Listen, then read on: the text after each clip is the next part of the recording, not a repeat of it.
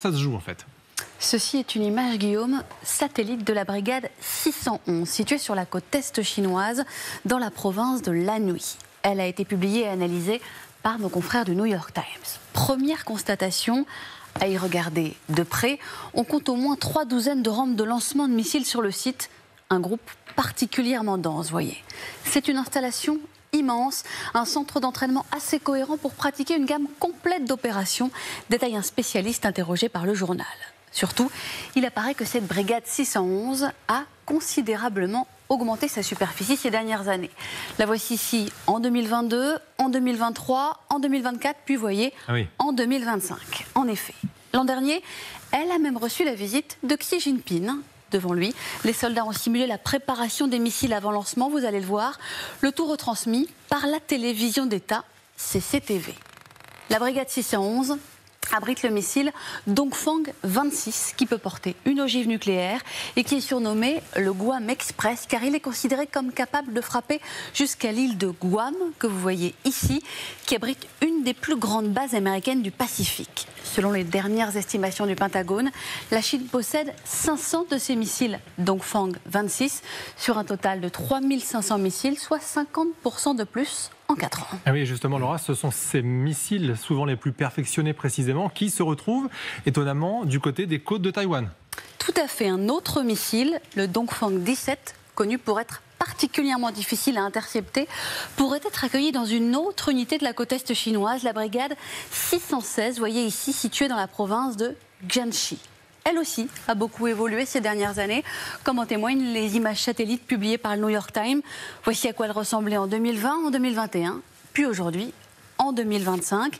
Résumé du journal américain, la Chine transforme certaines parties de sa côte est en plateforme de frappe de missiles potentiels contre Taïwan et les mers avoisinantes. Merci beaucoup, Laura. Alors justement, on est en direct avec Pierre-Antoine Donnet, rédacteur en chef de Asia List et de Asia Magazine. Bonjour à vous, merci d'être en direct sur LCI.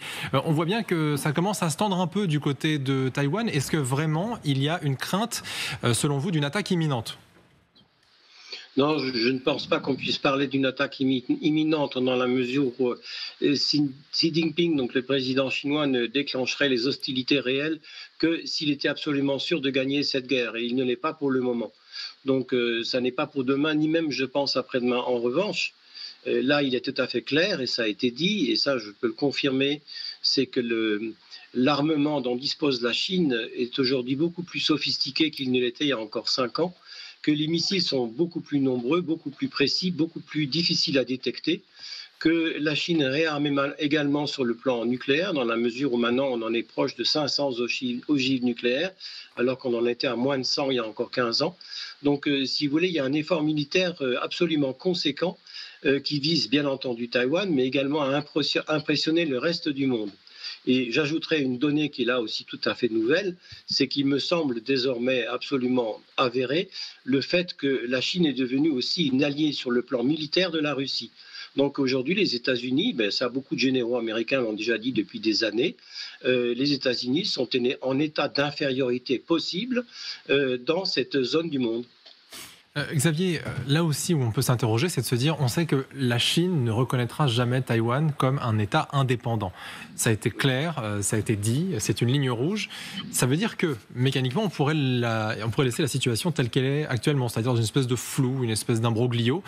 Mais ça veut dire qu'on doit aussi potentiellement se préparer à ce qu'il y ait une attaque chinoise à un moment. Et c'est clairement ce vers quoi on se... Le statu quo, c'est pas du tout ce qu'entend Xi Jinping. Exactement. Xi Jinping est très très très clair, et tous les membres du Parti communiste chinois autour de lui aussi.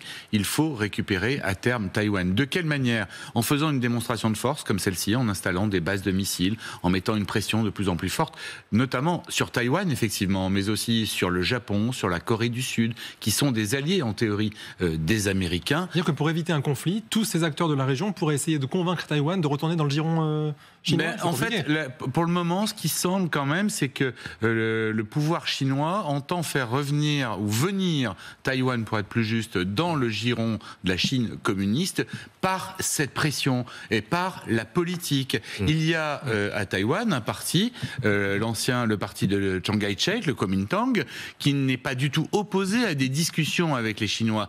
Alors c'est un peu paradoxal, hein, puisque c'est le parti qui s'était réfugié à Taïwan quand les communistes ont pris le pouvoir en 49, mais il y a des ponts, il y a des choses qui se passent, il y a des échanges, et les Chinois comptent là-dessus, effrayer, faire pression sur la population taïwanaise pour qu'un jour ou l'autre, dans 10 ans, dans 20 ans. Et si jamais ça ne fonctionnait pas, l'option militaire, on le voit bien, est toujours sur la table, et on s'aperçoit aussi que dans le cas d'une présidence Trump, l'aide des États-Unis n'est pas du tout garantie. Quelque chose de certain, quelque chose de garanti. Justement, Monsieur Donnet, est-ce qu'on doit s'attendre à ce qu'une solution diplomatique puisse voir le jour? Ça fait longtemps qu'on en parle, ça fait un moment qu'on ne trouve pas de solution non plus.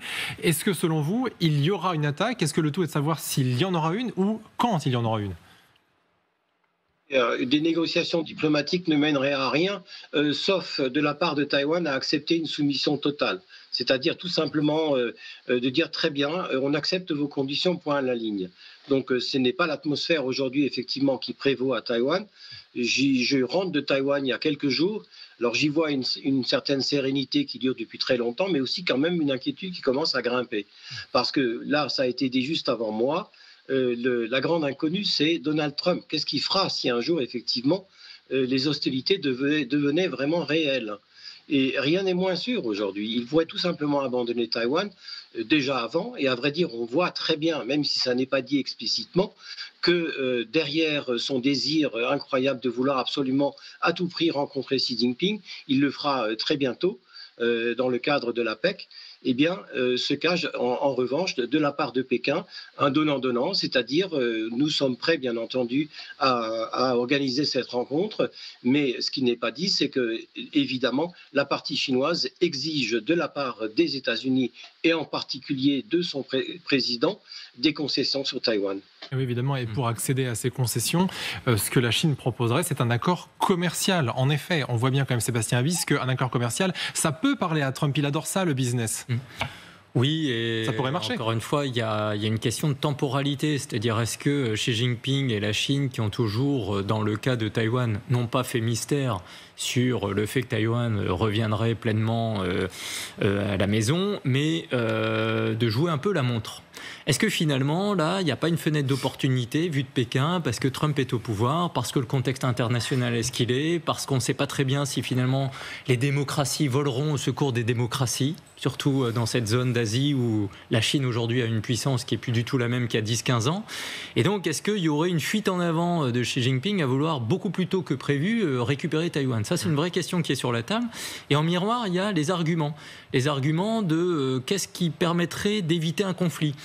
Encore une fois, éviter que Taïwan ne glisse sur le plan économique et commercial, c'est un argument massif puisque aucune démocratie dans le monde aujourd'hui n'est prête à proposer à ses citoyens de revenir en arrière en termes de développement. Je pense que nous devons être vigilants sur ce point par rapport à Taïwan comme pour le reste des démocraties dans le monde. C'est-à-dire la marche arrière n'est pas autorisée. Il n'y a aucune démocratie où l'économie n'existe pas. Toutes les démocraties où les économies s'effondrent perdent leur vitalité démocratique et perdre la cohésion nationale. Il peut y avoir des dictatures sans économie forte, il peut y avoir des dictatures avec des économies fortes, mais des démocraties sans économie forte, ça n'existe pas ou ça ne tient pas longtemps. Et Taïwan aujourd'hui est quand même une grande puissance économique. Bien sûr. La population a eu des développements humains considérables ces dernières années. Si vous présentez une situation où d'un point de vue militaire, en gros, la partie est jouée d'avance et vous ne faites pas le match, mais vous gardez vos avantages de niveau de vie, de développement humain, etc., bah encore une fois, les opinions publiques sont ce qu'elles sont en démocratie, c'est qu'on est accroché à nos privilèges. Et je pense que vu de France, on aurait du mal à faire la leçon aujourd'hui. Oui. Colonel. Vous savez, c'est très intéressant parce qu'on est dans une zone qui est assez inconnue. Et moi, j'ai eu l'occasion dans ma carrière d'officier de lire Sun Tzu, qui est le grand penseur chinois. Il dit toujours qu'il faut faire la guerre sans la faire. Moi, je ne crois pas du tout qu'il y ait un conflit demain. Et pour la simple raison, c'est qu'aujourd'hui, on est dans les démonstrations de force. On est sur un rééquilibrage. L'armée chinoise, on est loin du compte avant d'arriver au niveau des États-Unis.